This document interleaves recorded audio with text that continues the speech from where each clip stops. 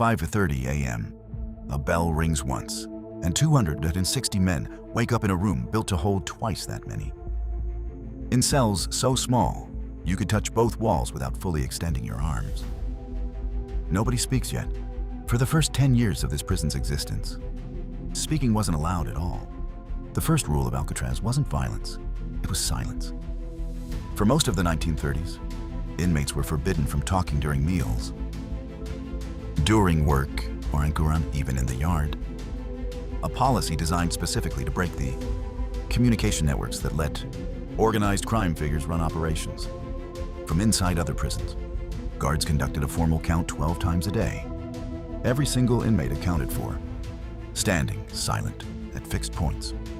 Miss one count, refuse to stand, and you'd lose privileges that already amounted to almost nothing. The building itself amplified the isolation. Alcatraz sat on a rock in San Francisco Bay, close enough that inmates could hear the city. Sometimes even hear a party on New Year's Eve drifting across the water. Breakfast, oddly, was one of the few things Alcatraz did generously. Wardens deliberately kept food quality high, on the theory that a full stomach reduced the risk of riots among men who had almost nothing else. But the meal came with its own quiet threat. Guards watched closely for any inmate taking more food than they could finish, since wasting food was treated as a disciplinary offense. After breakfast, most inmates worked in the laundry, the tailor shop, the library, jobs that paid pennies but were fought over constantly, not for the money, but because work meant time outside the cell. The cells themselves measured roughly 5 feet by 9. A bed, a small sink, a toilet, and just enough floor space to take 2 steps before hitting the wall. Inmates spent between 14 and 23 hours a day inside them, depending on their classification and behavior record. There was no privacy, ever. Guards could see directly into every cell at all times.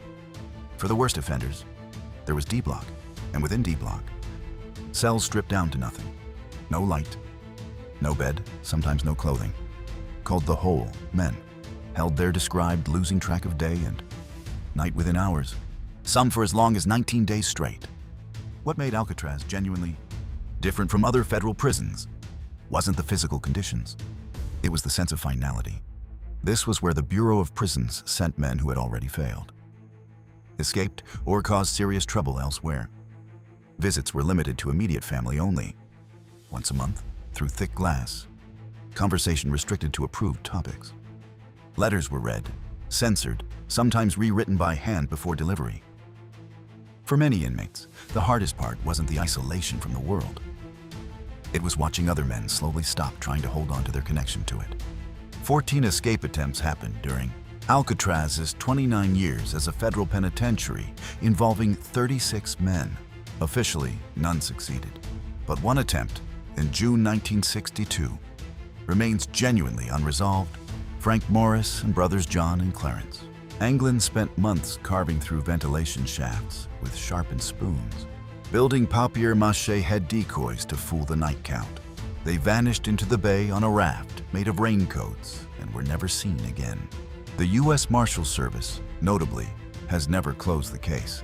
By 1963, Alcatraz cost nearly 3 times more per inmate to operate than any other federal prison. Attorney General Robert Kennedy ordered its closure because it had become too expensive to maintain. So the next time you picture Alcatraz, remember, it was the silence, the count 12 times a day, and 260 men who could see an entire city living freely just across the water, never close enough to reach it. What other place in history should I recreate a full day inside next? Let me know in the comments.